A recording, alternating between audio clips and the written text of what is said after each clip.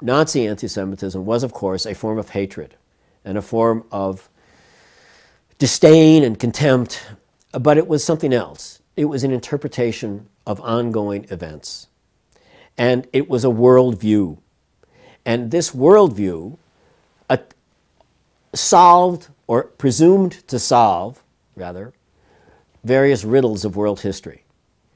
So the riddle of 1939, or rather, excuse me, the riddle of 1941 was the following. After Nazi Germany invaded the Soviet Union, the Prime Minister of Britain, Churchill, announced on the BBC that Britain would aid the Soviet Union. And so for Hitler, the fact that Churchill would aid the Soviet Union was mysterious. Why would this famous colonialist, this man who praised the British Empire, who despised communism, why would Churchill want to aid the Soviet Union in its hour of need? Now, there were perfectly plausible reasons as to why Churchill made that decision, because he regarded the Nazi regime as the primary threat to Britain, and that the only way to win the war was to ally with the Soviet Union, and that would be the commonsensical interpretation of his famous speech of June 1941. But for the Nazis, the fact that the British wanted an alliance with the Soviet Union and that the Soviet Union wanted an alliance with Britain, why would the communists want to ally with the imperialists? That made no sense.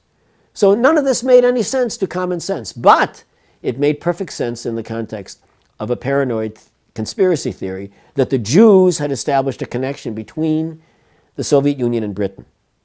And Nazi propaganda made this point, Hitler and Goebbels made this point in their speeches and essays, that the reason that Britain and the Soviet Union had formed an alliance was because of the power of the Jews.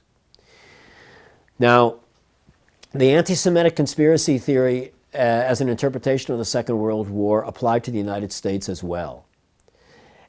Why would the United States not adopt a policy of America first? America first. America first. We should not be involved in Europe's problems. It's none of our affair. America first. That's what Charles Lindbergh said, Father Coughlin, the anti-Semites in the United States, the quote, isolationists. This doesn't concern us, what's going on in Europe. America first. And Hitler asked, why would the United States, which has no national interest whatsoever in what happens on the European continent, be interested in intervening in this war? This is a mystery as to why the United States would involve itself in this war. It's none of their business. But now we have an interpretation as to why the United States is intervening in this war.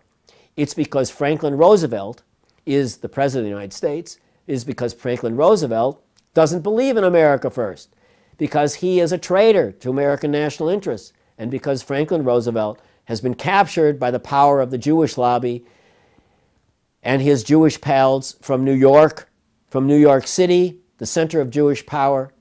And that is why, in opposition to the national interests of the United States, Franklin Roosevelt is driving the United States into a war against Nazi Germany. And why Franklin Roosevelt and the United States are forming an alliance with the Soviet Union.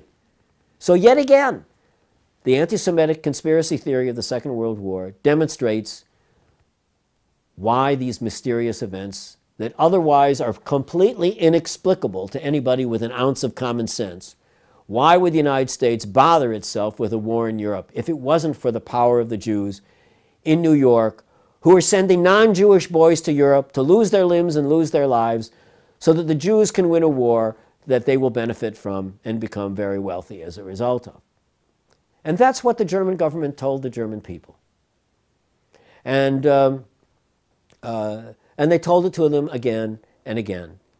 And the longer the war went on, the more the war came home in the form of the air war against Hamburg and Dresden and many other cities, when 600,000 German civilians died under the bombs of the British and American air forces, when whole working class districts went up in flames and people in Hamburg jumped into the canals of the city and died in the boiling water in a firestorm, horrific events.